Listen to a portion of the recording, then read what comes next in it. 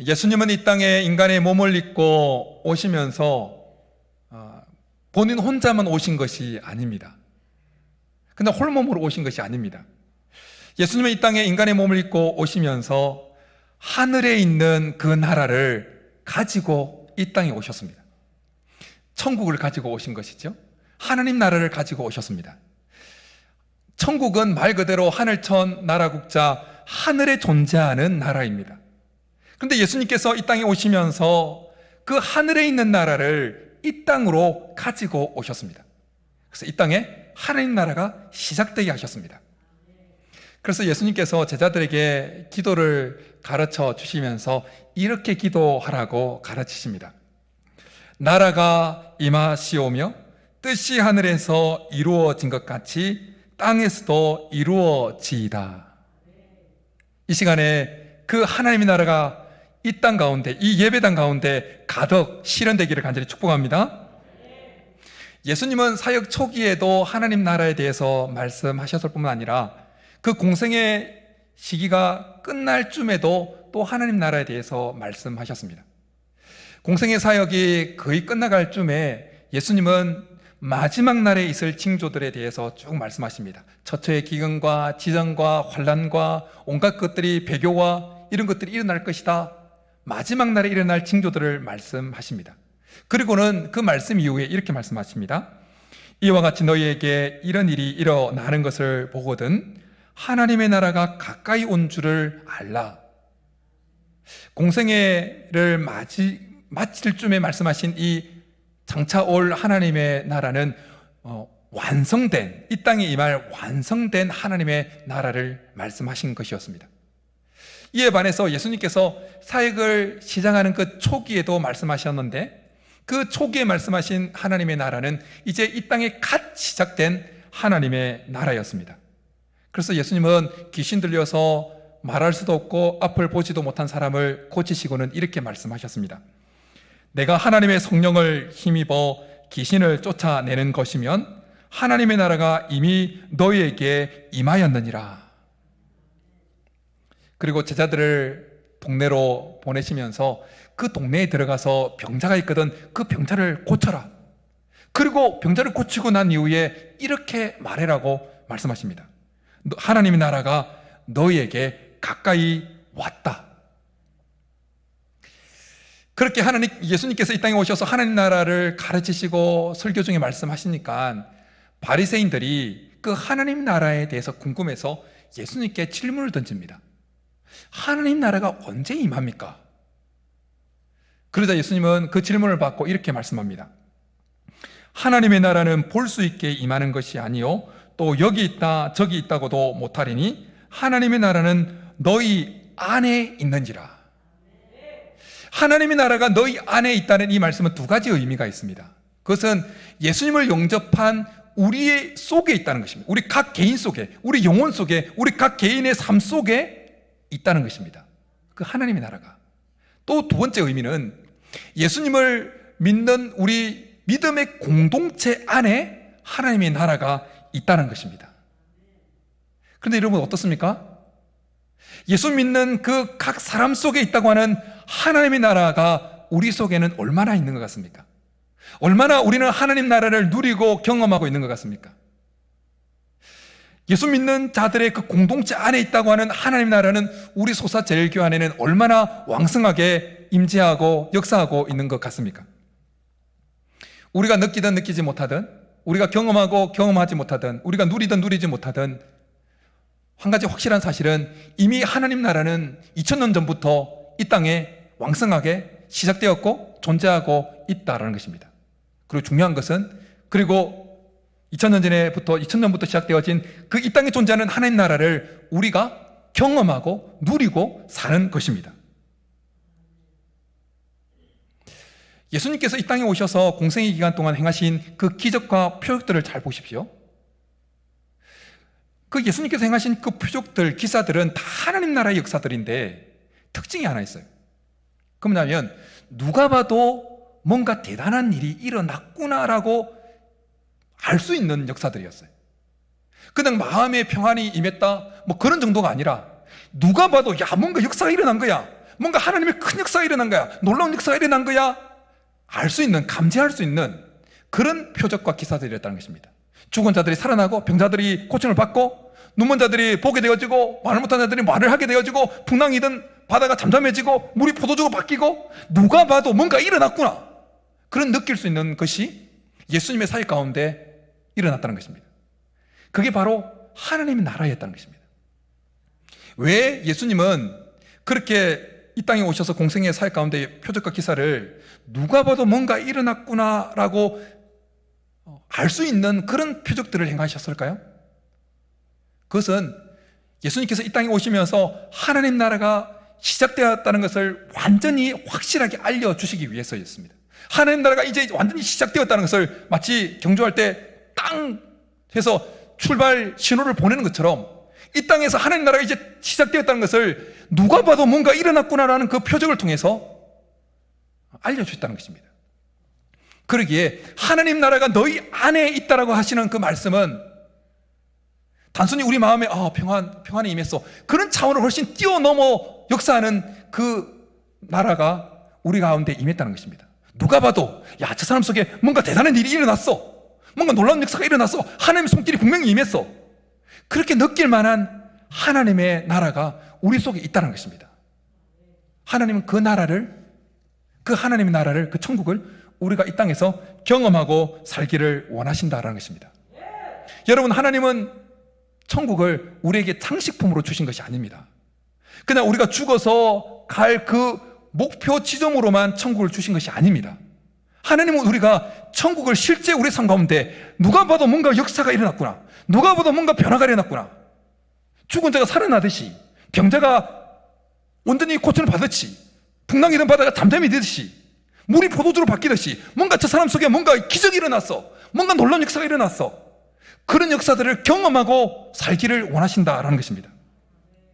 저는 오늘 예배에 참석한 우리 모두의 삶에 누가 봐도 저 사람 속에, 저 권사님 속에, 저 집사님 속에, 저 장로님 속에 뭔가 더 대단한 일이 일어났어, 하나님의 역사가 일어났어, 그렇게 말할 수 있는 역사들이 경험되어지기를 간절히 축복합니다.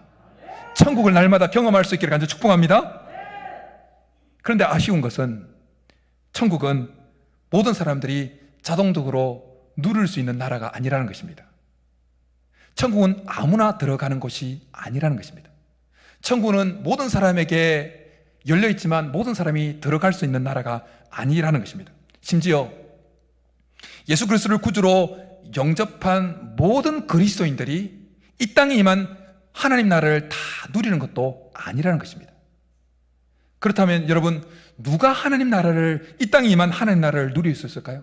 누가 봐도 야, 저 사람 속에 정말 하나님이 큰 역사를 이루었어, 뭔가 하나님의 역사가 일어난 거야, 확실해, 그렇게 말할 수 있는 그 놀라운 하나님의 역사들을 누가 경험하고 살아갈 수 있을까요? 누가 살아갈 수 있을까요? 그것은 바로 천국을 침노하는 자입니다. 천국을 얻고자 맹렬히 천국을 향해서 덤벼드는 자들입니다. 그런 자들이 천국을 누릴 수 있다고 말씀합니다. 오늘 예수님은 세례 요한에 대해서 말씀하시면서 12절에서 이 사실을 우리에게 알려주고 있습니다. 우리 12절 같이 한 번 더 읽겠습니다. 시작. 세례 요한 때부터 지금까지 천국은 침노를 당하나니 침노하는 자는 빼앗느니라. 침노한다는 것은 맹렬하게 덤벼든다는 거예요. 그것을 빼앗고자 막 덤벼든다는 거예요. 침노한다는 것은. 세례 요한이 역사의 무대에 등장하기 전에 말라기 선지자 이후에 그 이스라엘 백성들은 영적으로 잠들어 있었습니다. 그들은 천국에 대해서 관심이 없었습니다. 그들은 이 땅에 뭔가 천국이 임하거나 뭐 그런 것에 대해서 생각을 못했습니다. 그러나 세례 요한이 역사의 무대에 등장하면서부터 천국을 선포합니다. 회개하라, 천국이 가까웠느니라 선포합니다. 회개의 세례를 베풉니다. 그러자 그들 속에 천국에 대한 관심이 싹트기 시작합니다. 천국에 대한 눈이 열리기 시작합니다. 천국을 점령하기 위해서 천국에 맹렬하게 덤벼들기 시작합니다. 그래서 세례 요한이 요단강에서 회개의 세례를 베풀 때 각지에서 몰려들어서 세례 요한에게 몰려듭니다. 심지어 바리새인과 서기관들도 세례 요한에게 다가옵니다. 그랬기에 예수님은 세례 요한 때부터 지금까지 천국은 침노를 당한다고 말씀하셨던 것입니다. 세례 요한이 제시한 그 천국을 보고 천국을 얻고자 침노하던 그 사람들이 천국을 얻었기 때문에, 예수님은 그렇게 천국을 향해서 덤벼들었던 사람들이 천국을 착지하게 된다고 말씀하셨던 것입니다. 예수님도 공생애를 시작하시면서 첫 일성으로 회개하라 천국이 가까웠느니라 그렇게 말씀하십니다. 세례 요한의 외침, 예수님의 그 외침을 들었던 이들은 천국에 눈을 뜨기 시작했습니다. 그리고 천국을 장악하고자 맹렬히 달려들었던 이들은 천국을 장악하게 되었습니다. 천국을 얻게 되었습니다. 제자들이 예수님이 제시한 그 천국을 보고는 그들이 맹렬하게 덤벼들어서 천국을 침노했습니다. 천국을 자기 것으로 삼았습니다. 삭개오가 예수님이 제시한 그 천국을 보고는 덤벼들어서 천국을 자기 것으로 만들었습니다. 여러분, 천국은 가만히 있다고 자동적으로 우리에게 임하는 것이 아닙니다. 세례 요한이 역사의 무대에 등장하기 전에 사람들의 영적 상태들처럼 우리도 그러한 상태로 살아갈 수 있습니다. 여러분, 세례 요한이 등장하기 전에 이스라엘 백성들은 그들 나름대로 종교 생활을 했습니다. 안식을 지키고 뭔가 율법을 지키고 종교 생활을 했습니다. 그럼에도 불구하고 그들은 천국에 대해서는 무관심했습니다. 관심이 없었습니다. 그런데 우리도 그럴 수 있다는 것입니다. 이 시대를 살아가는 그리스도인들 중에 천국에 관심을 거의 가지지 않고 살아가는 그리스도인들이 꽤나 많이 있습니다. 적당하게 종교생활을 하고 고난 없이 그냥 하나님 주시는 그 복 누리면서 그냥 살아가면 되지, 이런 생각으로 신앙생활하는 사람이 꽤나 많이 있다는 것입니다. 그런 상태에서는 결코 이 땅에 임한 그 하나님의 나라를 경험하고 살아갈 수 없습니다. 누릴 수가 없는 것입니다. 그렇게 안 해도 괜찮아요. 마음속으로 그냥 죽으면 천국 가면 되지요. 그런 생각을 하는 건 정말 위험한 것입니다. 여러분, 우리가 천국에 대한 관심 없이 그냥 천국을 쟁취하고자 하는 그 맹렬히 달려듦 없이 그냥 있게 되어지면 우리는 우리에게 임한 그 천국을 빼앗겨버립니다. 그래서 위험한 것이에요. 그래서 우리는 천국을 쟁취하고자 천국을 향해서 덤벼들어야 되는 것입니다. 지난주 말씀에 우리가 영적으로 성장하지 않고 계속해서 머물러 있으면 어떻게 된다고요? 뒤로 계속해서 물러가서 침눈에 빠지게 된다고, 멸망에 떨어진다고, 지옥으로 떨어진다고 말씀했습니다. 천국도 마찬가지입니다. 우리가 천국을 쟁취하고자 천국을 향해서 열심히 덤벼들지 않으면 우리는 하나님께서 우리에게 허락해 하신 그 천국의 씨앗을 빼앗겨버린 것입니다. 여러분, 천국은 우리에게 통째로 우리에게 임하는 것이 아닙니다. 천국은 씨앗으로 우리에게 임해요. 예수님은 천국은 마치 겨자씨 하늘과 같다고 말씀하십니다. 씨로 임해요. 그것이 자라서 각종 새들이 와서 깃든다고 말씀하십니다. 천국은 우리에게 거목으로 임하는 것이 아니라 마치 겨자씨처럼 작은 씨로 임하는 거예요. 그런데 그 씨를 지키지 못하면 빼앗겨버리는 거예요. 예수님께서 말씀하신 씨 뿌리는 그 비유, 네 가지 밭에 떨어진 씨의 비유를 잘 보십시오. 길가에 떨어진 씨가 어떻게 됩니까? 새가 와서, 사탄 마귀가 와서 가져가 버리는 거예요. 예수 믿는 우리에게 하나님은 그 천국의 씨앗을 우리에게 넣어주신 거예요.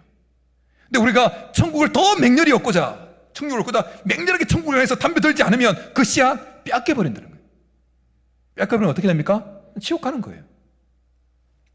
12절에 등장하는 침노하는 자는 빼앗느니라 라는 이 말씀은 원어적으로 보면 긍정적으로도 해석할 수 있고 부정적으로도 해석할 수 있습니다.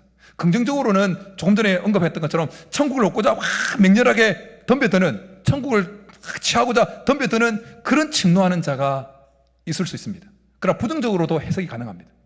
바로 예수님께서 선포하시고 세례 요한이 외치면서 그 보여했던 그 천국의 씨앗을 뺏어가려고 하는 그 침노하는 자들, 세례 요한을 죽였던 헤롯 안티파스 같은, 그리고 바리새인 같은, 어둠의 영들 같은 그런 자들이 침노하는 자가 될 수 있다는 것입니다.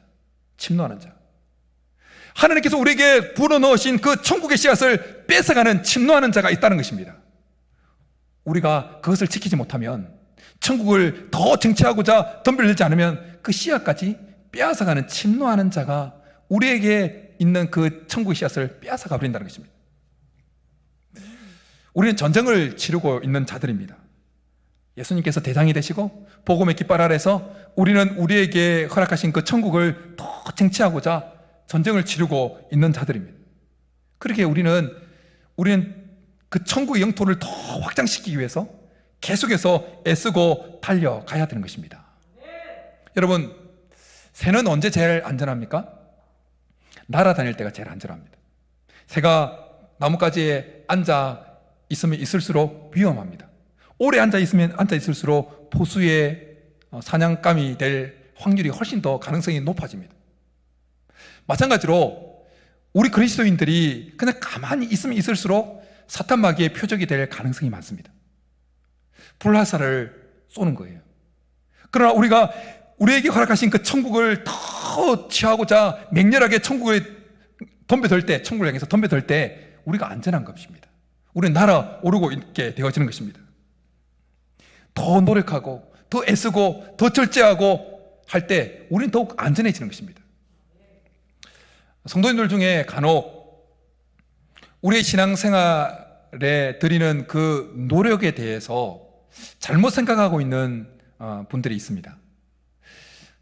신앙생활은 은혜로 하는 것이다 라는 그 생각 때문에 뭔가 우리가 신앙생활에 드리는 그 노력을 은혜에 반하는 행동으로 생각한다는 것입니다. 뭔가 은혜를 받기 위해서 열심을 내고 뭔가 하는 이 모습이 믿음 없는 행동처럼, 신앙 없는 행동처럼 그렇게 생각한다는 것입니다. 그건 정말 잘못된 생각입니다. 달라스 윌라드라고 하는 아주 미국의 유명한 신학자이면서 목사님이 있어요. 그 달라스 윌라드라는 목사님이 쓴 잊혀진 제자도에서 그 목사님이 이런 이야기를 합니다. 은혜를 얻어낼 수 없다는 사실을 핑계로, 증의에서나 성화에서나 은혜를 얻어낼 수 없다는 사실을 핑계로 은혜를 받고자 열심히 힘쓰지 않는 것을 우리는 이제 그만두어야 한다. 은혜의 반대는 노력이 아니라 공로이다.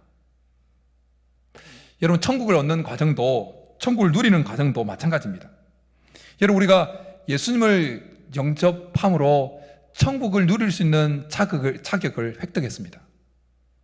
우리가 천국을 누릴 수 있는 자격을 획득함에 있어서 우리 공로는 아무것도 없습니다. 우리가 뭘 했기 때문에 우리가 천국을 누릴 수 있는 자격이 우리에게 보여진 게 아니에요. 전적으로 하나님의 은혜와 하나님의 역사로 우리에게 천국을 누릴 수 있는 자격이 부여되어지는 것입니다. 근데 여러분, 천국을 누릴 수 있는 자격을 가지고 있는 것과 그 천국을 실제 우리 삶에서 누리는 것, 누가 봐도 뭔가 역사가 일어났어, 기적이 일어나는 것을, 표면적으로 일어나는 그 역사들을 경험하고 사는 것은 다른 차원이라는 것입니다.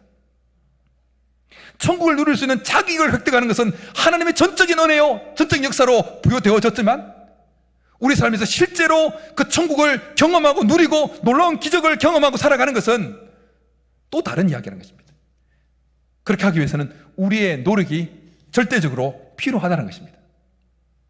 여러분, 출애굽한 이스라엘 백성들이 가나안 땅에 들어가서 생활하는 그 모습은 보통 우리 그리스도인들이 예수님을 믿고 이 땅에 임한 천국을 누리는 삶에 비유합니다.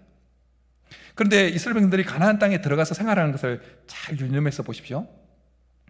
출애굽에서 광야 40년을 지내고 난 다음에 그들이 가나안 땅에 들어가려고 할 때 처음으로 맞닥뜨린 도시가 어디입니까? 처음 성이 어디입니까? 여리고성입니다. 그 여리고성을 통과해야만 어쨌든 가나안 땅으로 들어갈 수 있었습니다. 여리고성을 통과하지 못하면 그냥 가나안에 못 들어가는 거예요. 그런데 여리고성이 어떻게 무너집니까? 하나님의 전적인 역사로 이루어집니다. 하나님의 강권적인, 하나님의 전폭적인 100% 하나님의 역사로 그냥 화르르 무너져 버립니다. 근데 그 이유가 중요합니다. 이스라엘 백성들이 이 여리고성을 통과하고 난 이후에 가나안을 정복하면서 가나안 땅 안에 있던 그 여러 성들 중에 여리고성처럼 무너져 내린 성이 몇 개나 됩니까? 손도 안 대고 하나님의 전폭적인 역사로, 전폭적인 능력으로 무너져 내린 가나안 안에 여리고성 말고 성들이 몇 개나 됩니까? 하나도 없습니다. 하나도 없어요. 그럼 어떻게 그 성들을 정복했습니까? 가나안 땅 안에 있는 그 여러 성들을 어떻게 정복했습니까? 그들이 목숨 내놓고 노력하고 희생해서 정복한 것입니다. 정복해서 누린 것입니다. 예수 그리스도의 십자가 사건으로 우리가 천국을 향해서 나아갈 때 여리고성같이 전혀 어떻게 할 수 없는 그 여리고성과 같은 그 성이 완전히 무너져 내렸습니다. 그건 전적으로 하나님의 은혜요, 전적인 하나님의 역사였습니다. 성소와 지성소를 가로막던 그 휘장이 위에부터 아래로 찢어질 때 우리가 한 거 아무것도 없습니다. 그 전적인 하나님의 역사였어요.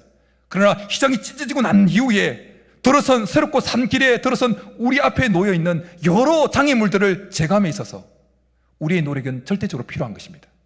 그 노력을 통해서, 우리가 애씀을 통해서, 열심을 쏟음으로 인해서 그 하나하나를 정복해 갈 때 천국은 침노당하는 것입니다. 천국은 우리에게 정복당하는 것입니다. 천국은 우리의 것이 되어지는 것입니다. 가만히 있다고 우리 앞에 놓여진 장애물이 사라지는 건 아닙니다. 가나안 정복을 보십시오. 정복 여호수아를 읽어보면 다른 12지파 가운데 지파들이 막 정복하고 나가가지고 노력하고 정복하면서 자기 몫을 차지해서 지내는 지파가 있는가 하면 무섭다고 안 가고 계속 쫄보로 있는, 노력하지 않는 그런 지파들이 등장합니다. 그래서 여호수아가 그렇게 말해요. 니네들이 언제까지 그러고 있을 거냐, 그렇게 말해요. 니네들이 언제까지 지금 여리고성 통과해 왔는데 니네들이 언제까지 그렇게 있을 거냐, 그렇게 말해요. 예수님은 이렇게 말씀하십니다. 좁은 문으로 들어가기를 힘쓰라. 내가 너희에게 이르노니 들어가기를 구하여도 못하는 자가 많으리라. 여기서 예수님 말씀하신 이 말씀 중에 좁은 문으로 들어가기를 힘쓰라는 단어에 우리가 유념할 필요가 있습니다. 여러분, 이 말씀은 그냥 예수 안 믿는 사람에게 한 말씀이 아닙니다. 이미 예수님을 따라가겠다고 배버리고 다 버리고 쫓아오던 제자들에게 먼저 주셨던 말씀입니다. 좁은 문으로 들어가기를 힘쓰라는 이 말씀은 예수님 따라가겠다고 발붙고 나섰던 자들에게 주신 말씀이에요. 그러면 이제 된 거 아닙니까? 이제 따라 나섰으면? 근데 왜 힘쓰라고 말씀하시는 거예요? 자동으로 안 되기 때문이에요. 여리고성 무너졌다고 가나안 안에 있는 성도들도 다 그렇게 무너지는 것이 아니기 때문이었습니다. 힘써야 된다 하는 이 말씀을 우리는 마음에 새길 필요가 있는 것입니다. 우리가 이 땅에 임한 그 천국을 누리기 위해서 갈망하면서 계속 노력할 때, 애쓰고 수고하고 절제하고 희생할 때 천국은 침노를 당해서 우리의 것이 될 줄 믿습니다. 여러분, 천국은 예수 믿는 우리들에게 당연히 누려야 될 몫인 것입니다. 몫. 여러분, 이 몫을 다른 사람에게 빼앗기지 않기를 간절히 축복합니다. 이 몫을 당당히 누릴 수 있기를 간절히 축복합니다. 여호수아와 함께 같이 가나안 정탐을 했던 갈렙이 그 40년이 지나고 난 다음에 그가 85세 때 여호수아에게 나와서 당당하게 모세가 40년 전에 이야기했던 그 목 내놔라고 요구합니다. 말씀에 근거한 거니까. 그러니까 여호수아가 갈렙에게 몫을 떼어줍니다. 그런데 그 떼어준 몫이 무주공산, 주인이 없는 땅이 아니었어요. 여전히 가나안 본토인들이 장악하고 있는 땅이었습니다. 갈렙이 그 몫을 부여받고는 나가서 싸워서 정복해서 애쓰고 목숨 걸고 나가서 정복해서 누렸던 것입니다. 여러분, 우리가 천국을 그냥 막연히 바랄 때, 죽으면 천국 가는 거지, 이렇게 막연히 바랄 때와 이 땅에 뭔가 우리의 삶에 뭔가 하나님 역사가 일어났어, 뭔가 누가 봐도 놀라운 하나님의 역사라고 느낄 만한 그 역사를 경험하고 살기를 원할 때와 우리의 삶의 태도가 달라지는 것입니다. 그냥 막연하게 그냥 천국 갔으면 좋겠다, 천국 뭐 이렇게 살아가면 천국을 얻고자 희생하지 않습니다. 노력하지 않습니다. 애쓰지 않습니다. 그러나 정말 사도행전의 역사는 천국의 역사인데, 하나님 나라의 역사인데, 그런 역사들을 내 삶에도 실제 일어나는 것을 경험하고 살기를 원한다는 그 마음을 가지면 우리는 그 나라를 위해서, 그 나라를 얻고자 노력하고 희생하고 절제하게 되어집니다. 예수님께서 말씀하신 밭에 감추어진 보화의 비유를 잘 보십시오. 한 사람이 다른 사람 집에 농사를 짓다가 땅속에 묻혀있는 보화를 발견하죠. 그 보화를 너무 가지고 싶었습니다. 정말 무슨 일이 있어도 그 보화를 자기 것으로 만들고 싶었습니다. 그래서 어떻게 합니까? 사람이 기뻐서 숨겨놓고 기뻐서 돌아가서 자기 전 재산을 소유를 다 팔려서 그 밭을 삽니다.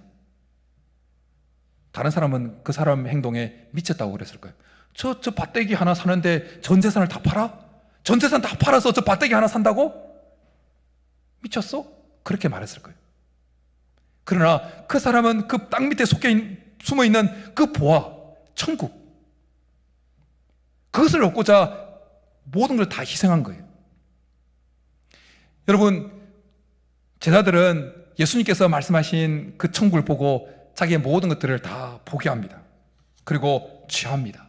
마지막까지 자기의 생명까지 내어놓아서 취합니다. 그런데 예수님께 나왔던 그 관원이면서 부자였던 청년 보십시오. 예수님으로부터 천국을 쟁취할 수 있는 그 방법을 제시받습니다. 근데 부자 청년은 뭘 선택합니까? 돈을 선택합니다. 천국을 포기합니다. 돈을 포기하지 않고, 예수님은 돈을 포기하고 천국을 취하라고 말씀하시는데 그는 천국을 포기하고 돈을 선택합니다. 결국 그는 천국을 놓쳐버립니다. 결국 지옥 간 거죠. 여러분, 우리가 천국을 쟁취하기 위해서, 천국을 향해서 덤벼들기 위해서 필요한 것, 노력해야 될 부분에 있어서 우리의 의지가 참 중요합니다. 의지. 우리는 천국을 쟁취함에 있어서 의지를 정말 적극적으로 사용해야 됩니다. 신학적으로 의지를 표현할 때 자유의지라는 표현을 씁니다. 자유의지. 자유의지라는 것은 우리가 뭔가를 선택할 때 의지를 사용해서 자유롭게 이걸 선택할 수도 있고 저걸 선택할 수도 있다는 것입니다. 우리가 천국을 쟁취하기 위해서 우리에게 허락한 이 자유의지를 정말 잘 사용해야 됩니다. 예수님께서 부자 청년의 이야기를 한번 더 보십시오. 부자 청년이 천국을 선택하지 아니하고 돈을 선택하고 예수님을 떠나갈 때 그 예수님의 행동을 잘 한번 보십시오. 막 부자에게 다가가서 야, 네 같은 인재가 떠나가면 어떡하냐, 그렇게 막 붙들고 있습니까? 전혀 액션을 취하지 않습니다. 그에게 쫓아가서 그를 붙들지 않습니다. 그냥 내버려둬요. 왜요? 그는 부자 청년은 그의 자유의지로 돈을 선택했기 때문이에요. 여러분, 우리에게 천국이 주어졌지만 우리의 자유의지를 동원해서 천국을 선택하지 않냐고, 천국을 하려고 막 덤벼들지 않냐고 세상을 정치하고자 막 달려가면 하나님 우리에게 어떻게 하실까요? 내버려 두세요. 내버려 두십니다. 더 다가오셔서 다른 액션 취하지 않습니다. 그러니까 우리는 긴장해야 돼요. 우리는 계속 천국을 쟁취하고자 계속 우리 자유의지를 동원해서 달려가야 되는 것입니다. A.W. 토저 목사님이라는 분이 가끔 제가 인용하는 분인데, 그 목사님이 이런 이야기를 하십니다. 그의 책에서 하나님은 우리를 향해 9걸음을 걸어 오시지만 마지막 한 걸음은 우리를 위해 남겨 놓으신다. 여러분, 우리가 천국을 누릴 수 있는 그 자격, 그 9걸음은 하나님 우리에게 다가오시지만 한 걸음은 우리를 위해서 남겨두신다는 것입니다. 우리가 노력하고 애써서 천국을 침노하도록 한 걸음은 내버려 두신다는 것입니다. 오늘 여러분들이 예배 자리에 오신 것은 여러분의 자유의지로 예배 나오는 것을 선택했기 때문입니다. 우리에게는 예배에, 오늘 주일이지만 예배에 나오지 않는 것을 선택할 의지도 있었습니다. 자유의지도 있었습니다. 그런데 여러분들은 그 자유의지를 가지고 예배에 나오는 것을 선택한 것입니다. 잘한 것입니다. 아주 잘한 것입니다. 우리가 예배의 자리, 기도의 자리, 은혜 받는 자리에 나아갈 때 때론 우리의 마음에 갈급함이 있어서 하나님을 예배하고 싶은 마음이 너무 충만해서 그렇게 나갈 때도 있지만 항상 그런 건 아니지 않습니까? 아니, 저만 그렇습니까? 항상 그런 거 아니잖아요. 여러분, 항상 제가 설교하고 싶은 마음이 있어서 강단에 서겠습니까? 그러기를 원하지만 꼭 그런 건 아니에요. 그러나 여러분, 우리 마음에 갈급함이 없어도, 뭔가 하나님을 예배하고 싶은 마음이 충만하지 않아도, 예배하고 싶은 마음이 전혀 없다 할지라도 우리 자유의지를 사용해서 우리 몸뚱아리를 은혜 받는 자리에, 기도하는 자리에, 말씀 받는 자리에, 예배하는 자리에 놓아둬야 된다는 것입니다. 그럴 때 천국은 침노를 당하는 것입니다. 그럴 때 천국은 우리에게 침노를 당해서 천국은 우리의 것이 되어진다는 것입니다. 그럴 때 이 땅에 임한 그 천국이 실제로 누가 봐도 뭔가 큰 역사가 일어나서 여겨지는 그 역사들이 우리 삶에 일어날 수 있다는 것입니다. 우리의 자유의지가 참으로 중요합니다. 예수님은 십자가를 앞두고 자기 의지와 하나님의 의지 사이에 싸움을 합니다. 겟세마네 동산에서 하나님 이 잔을 내게서 거두시옵소서. 너무 힘드니까, 자기가 지어야 될 십자가 너무 힘드니까 하나님 이 잔을 내게서 거두시옵소서 3번이나 하나님에 나가서 간구합니다. 그러나 결국은 어떻게 합니까? 예수님은 자신의 의지를 이 땅에 자기를 보낸 아버지 하나님의 의지에 복종시킵니다.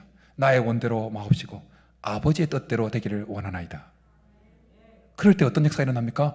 하늘에 있는 그 천국이 이 땅에 더 강력하게 임했던 것입니다. 천국은 더 침노를 당했던 것입니다. 예수님의 그 복종함으로 인해서, 자기의 의지를 하나님의 의지에 복종시킴으로 인해서 천국에 있던 천국이 더 침노를 당했던 것입니다. 그리고 예수님처럼 하나님의 의지에 자기의 의지를 복종하는 삶에 천국이 강력하게 임하는 길을 만들어 놓으셨던 것입니다. 여러분, 우리가 우리의 삶에서 우리의 의지를, 우리를 향한 하나님의 의지에 복종할 때 천국은 더욱더 침노를 당할 줄 믿습니다. 천국은 우리의 것으로 다가올 줄 믿습니다. 사랑하는 성도 여러분, 천국은 예수 믿는 우리들이 당당히 누려야 될 몫인 줄 믿습니다. 그 몫을 어떻게 다른 사람에게 빼앗기겠습니까? 그 좋은 몫을, 우리에게 허락되어진 그 천국을 누릴 수 있는 그 몫을 우리가 우리의 의지를 더욱더 애쓰고 적극적으로 노력해서 우리의 것으로 만들 수 있기를 간절히 축복합니다. 의지를 사용해서 별로 감정이 없어도, 마음이 일어나지 않아도 은혜 받는 자리에, 기도하는 자리에, 말씀 읽는 자리에, 예배 자리에 우리의 몸뚱아리를 거기에 놓아두어서 천국이 우리에게 침노당하는 은혜를 누릴 수 있기를 간절히 축복합니다. 그래서 우리 속에 씨앗으로 임한 그 천국이 거목으로 계속 자라나서 우리나 우리 주위에 있는 모든 사람들이 우리를 통해서 역사하는 그 하나님의 놀라운 역사를 풍성히 경험하고 누릴 수 있기를 주님으로 축복합니다. 이제 우리 말씀 생각하면서 주의 나라가 임할 때 함께 하나님 나라를 향해서 맹렬히 덤벼들면서 이 찬양하고 기도하며 나가겠습니다.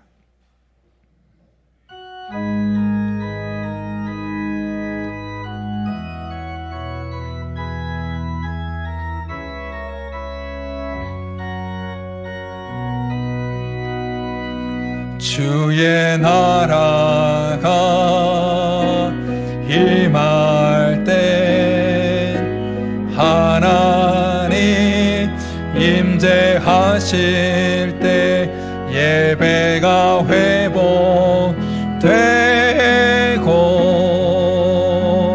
기적은 일어나네.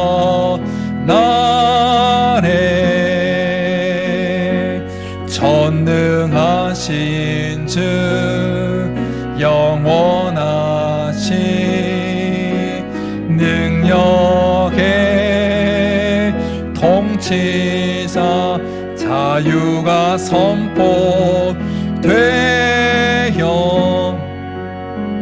주 백성 돌아오네. 하나님 나라 임하소서. 영광과 존귀 능력과 위기여 놀라운 사랑의 기적의 하나님 지금 이곳에 오소서. 주의 나라가 임할 때 주의 나라가 우리의 삶에 임하기를 소원합니다. 하나님 임재하실 때 예배가 회복되고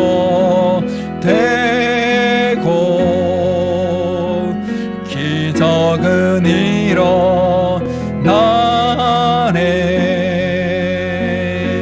전능하신 주 영원하신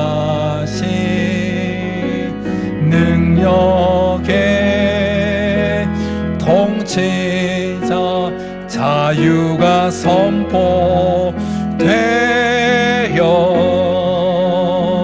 주 백성 돌아오네. 하나님 나라 임하소서. 영광과 존귀 능력과 위력 놀라운 사랑의 기적의 하나님 지금 이곳에 오서. 하나님 나라 하나님 나라 임하소서. 아멘. 영광과 존귀 능력과 위력 놀라운 사랑의 기적의 하나님 지금 이곳에 오서. 주 높고 위대하심을 주 높고 위대하심을 크게 외쳐 선포하네. 만왕의 왕 주 하나님 지금 어서. 하나님 나라 임하소서. 하나님 나라 임하소서. 영광과 존귀 능력과 위력 놀라운 사랑의 기적의 하나님 지금 이곳에 오소서. 이제 우리의 말씀 생각하면서 기도하며 나가겠습니다. 여러분, 하나님 나라는 너희 안에 있느니라 말씀하신 그 하나님 나라는 단순히 불안한 우리 마음에 평안이 임하는 차원 정도로 임하는 것이 아니라 누가 봐도 하나님의 큰 역사가 일어났구나, 놀라운 기적이 일어났구나, 확실하게 누구나 알 수 있는 그런 변화들을, 그런 기적들을 가져오는 역사가 일어나는 나라입니다. 그런 나라를 하나님은 우리가 이 땅을 살면서 경험하면서 살아가기를 원하십니다.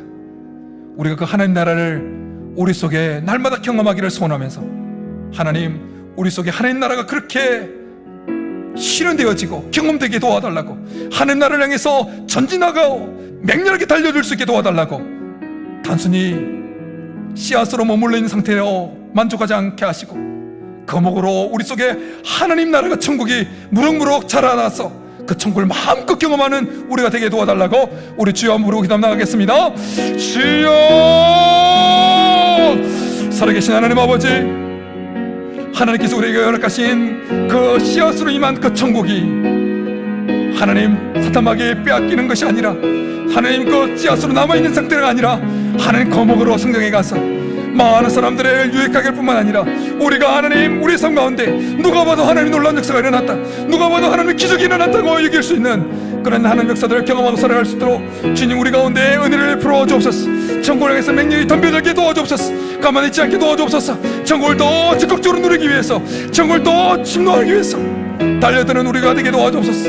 우리가 허락하신 그 자유의지를 하나님 최선을 다해서 사용해서 하나님 감정이 일어나지 않는다 할지라도, 마음이 일어나지 않는다 할지라도 우리의 몸을 하나님의 은혜 받을 수 있는 자리에, 은혜 받는 자리에, 예배하는 자리에, 기도하는 자리에, 예배하는 자리에 놓아두어서 천국이 우리의 삶에 침노당하도록, 우리의 삶에 침노당해서 천국이 우리 것이 될 수 있도록, 천국이 실제로 우리의 삶에 경험될 수 있도록, 놀라운 역사들이 우리 삶 가운데 경험될 수 있도록 우리에게 은혜를 베풀어 주옵소서. 하나님, 천국을 침노하는 자들이 다 되게 도와주옵소서. 천국을 쟁취하는 자들이 다 되게 도와주옵소서. 천국을 마음껏 누리는 자들이 다 되게 도와주옵소서. 오 하나님, 우리에게 은혜를 베풀어 주옵소서. 역사하여 주옵소서.